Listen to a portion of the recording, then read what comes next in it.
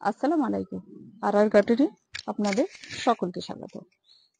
শীতের সিজন, অনেক ফুলের সমাহার প্রত্যেকেরই ছাদ বাগানে থাকে। আমিও কিছু লাগিয়েছি। তো এখন তো শীত চলে যাওয়ার মতো হয়ে গেছে। মানে এখন জানুয়ারির লাস্ট, আর ফেব্রুয়ারি কিছুদিন শীত থাকবে, তারপরে আর থাকবে না। ফুলগুলোও একেবারে ঝরে যাবে আর গাছও শুকিয়ে যাবে। তো আজকে দেখাবো যে শীতের ফুল কিভাবে বাঁচিয়ে রাখবেন গাছগুলো। তো তারই ভিডিও আজকে শেয়ার করতে যাচ্ছি। শীতের অন্যান্য ফুলের মধ্যে চন্দ্রমল্লিকার মাধুর্য আলাদা, ছাদ বাগান যেন ভরিয়ে রাখে। তা আমি প্রচুরই চন্দ্রমল্লিকা লাগিয়েছিলাম, এখন তো শুকিয়ে গেছে। এখন এর মাদার প্ল্যান্ট কিভাবে রাখবেন আর কিভাবে চারা করবেন সবই আজকে শেয়ার করব। টব জুড়ে ফুল দিয়েছিল, এখন আর নেই, আরো শুকিয়ে গেছে। তা এখন এই এই গাছগুলোই কিন্তু আগামীর জন্য আমি রেখে দেবো। আর আপনি যদি ভাবেন যে প্রত্যেক বছর আমি গাছ কিনে করব, তাহলে কিন্তু চন্দ্রমল্লিকা খুব ভালো করতে পারবেন না। আপনার এই পুরনো গাছকেই রেখে দিতে হবে, এই মাদার প্ল্যান্ট থেকে আপনাকে চারা করতে হবে, আর সেখান থেকে কেয়ার নেবেন চন্দ্রমল্লিকা। তাহলে দেখবেন এই রকমই ঝোপালো ঝোপালো চন্দ্রমল্লিকা হবে। আমার তো পুরো ঝোপ হয়েছিল, পুরো ছাদ ভরিয়ে রেখেছিল। এখন তো শুকিয়ে গেছে, এখন এগুলোকে সব কেটে ফেলবো। এই যে শুকনো ফুল, এগুলো আর রাখবো না, এগুলো সব কেটে ফেলবো। তো এই শুকনো ফুলগুলোকে শুধু কেটেই ফেলবো, এটাকেও কিন্তু কাজে লাগাবো। তো কোন জায়গা পর্যন্ত কাটবো? যে এই এই পর্যন্ত, এই দেখুন এই ফুলগুলো হয়ে গেছে, তো ঠিক এই পর্যন্ত কেটে ফেলবো, যেগুলো শুকিয়ে গেছে। প্রায় সবই শুকিয়ে গেছে, এখন আমি আর রাখবোই না। এবার মাদার প্ল্যান্ট রেখে দেবো। আর এই প্ল্যান্ট থেকে আমি বর্ষার সময় চারা করব, সেই ভিডিও আপনাদেরকে শেয়ার করব। যে তাহলে আপনার গার্ডেনে খরচা অনেক কমে যাবে। আপনাকে প্রত্যেক বছর কিন্তু শীতে ফুল কিনতে হবে না। আপনি যত রকম ফুল লাগিয়েছেন শীতে, সেই ফুলগুলো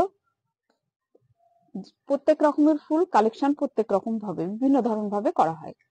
তো এই চন্দ্রমল্লিকা এভাবেই করা হয়, এইভাবে মাদার প্ল্যান্টটা রেখে দেওয়া হয়।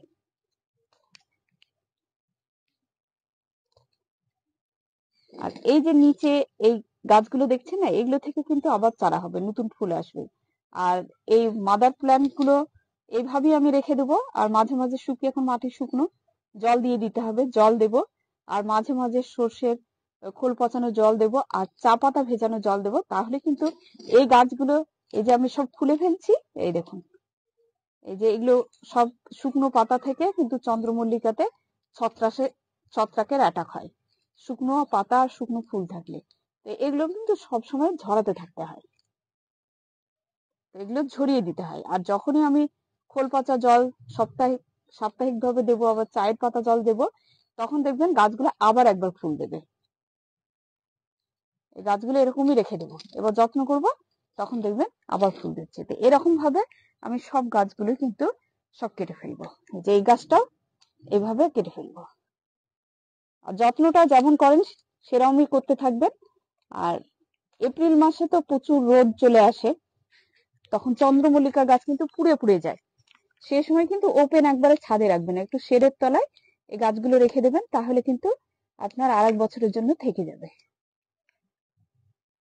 আর তা না হলে একেবারে কিন্তু ওপেন ছাদে করে এপ্রিলের লাস্টের থেকে মেয়ের দিকে তো প্রচুর রোদ পড়ে, বর্ষাতে আবার আপনি বাইরে বের করে দিবেন, আবার দেখবেন তরতাজা হয়ে গেছে।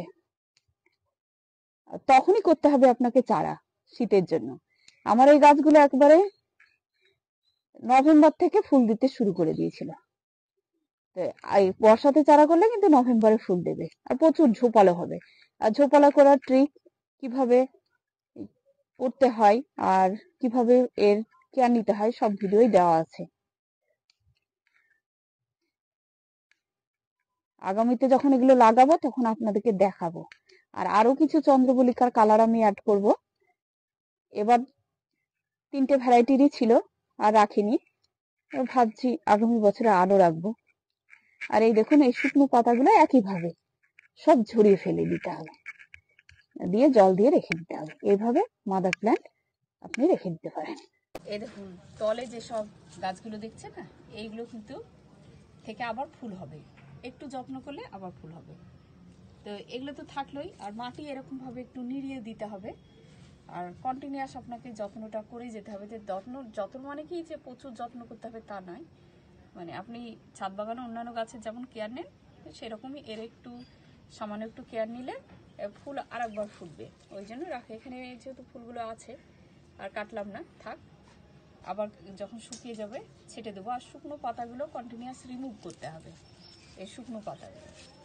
তে আমার সময় পেয়ে একবার রিমুভ করে দিতে হবে। আজকে আর সেরকম সময় না, তাড়াতাড়ি করে ভিডিওটা দিয়ে দিলাম। আর অনেকের চন্দ্রমল্লিকা হয়তো শুকিয়ে গেছে, আবার কেউ হয়তো তুলে ফেলে দিতে পারেন না জানলে। আর যারা তো ভালো গার্ডেনার তারা তো সবই জানেন। আর যারা নতুন, একবারে নতুন গার্ডেন করছেন, নতুন ফুল গাছ লাগাচ্ছেন, তাদের জন্য স্পেশালি আমার এই ভিডিওটা। তারা দেখলে পরে উপকৃত হবেন, আপনাদের আর নেক্সট টাইমে গাছও কিনতে হবে না। এই যে শুকনো এগুলো ফুলগুলো কেটে ফেললাম, পাতা এগুলো কিন্তু ফেলে দেবেন না। এগুলো দিয়ে গাছ মালচিং করা যায়। সামনে তো গরম আসছে, তখন প্রচুর জল লাগে। আর ছাদ বাগানে কতবার আপনি জল দেবেন? তাহলে যেসব গাছগুলোতে ওই জল আর কি বেশি লাগে সেসব গাছে এটা দিয়ে মালচিং করে নিতে পারেন। আর আরেকটা জিনিস হচ্ছে, শুকনো ফুল থেকে প্রচুর পরিমাণে ফসফরাস পাওয়া যায়। তো আপনি ফসফরাসও পাবেন, তার জন্য এটা মালচিংয়ের জন্য রেখে দিতে পারেন। আমি এটা রেখে দিয়েছি ছাদে এইভাবে, এটা শুকিয়ে যাবে, তারপর আমি মালচিংয়ে কাজে লাগাবো। আর আরেকটা ট্রিক আপনাদেরকে বলতে পারি, যে এখন শেষের দিকে আপনারা বিভিন্ন ধরনের চন্দ্রমল্লিকা কিনে রাখতে পারেন, তাহলে আগামীতে আপনি চারা করে নিতে পারবেন। এই ভ্যারাইটিটা আমার ছিল না, তার জন্য আমি দেখতে পেয়ে রিসেন্ট কিনে এনে যোগ করেছি গার্ডেনে। আর এটা মানে ফুলটা ধরাবো আর কি সামনে বছর। ওদের তো এরকম অবস্থাতেই থাকে নার্সারিতে একটা প্যাকেটের মধ্যে। ওরা যেভাবে করে সেখানে ফুল বেশি নেই, 2-3-4টে ফুল। যখন এটা আমি নিজে করব টবে, তখন প্রচুর ঝোপালা হবে আর প্রচুর এই টাইপের প্রচুর ফুল ফুটে থাকবে। এভাবে আপনারা কিন্তু শীতের আগে, মানে শীত চলে যাওয়ার আগে কিন্তু আপনারা কালেক্ট করে রেখে দিতে পারেন সামনের বছরের জন্য। আমি আরও কিছু কালেক্ট করে রাখবো, আরও অন্যান্য কালার পুনে ভ্যারাইটির, যেমন আপনার চন্দ্রমল্লিকাগুলো খুব সুন্দর হয়, ওগুলো কালেক্ট করে রাখতে পারেন। তার সামনের বছর ইজিলি আপনি ঝোপালো করতে পারবেন। এখানেই শেষ করছি। ভালো থাকুন, সুস্থ থাকুন। পরবর্তী ভিডিওতে আবার আপনাদের সাথে দেখা হয়ে যাবে ইনশাআল্লাহ।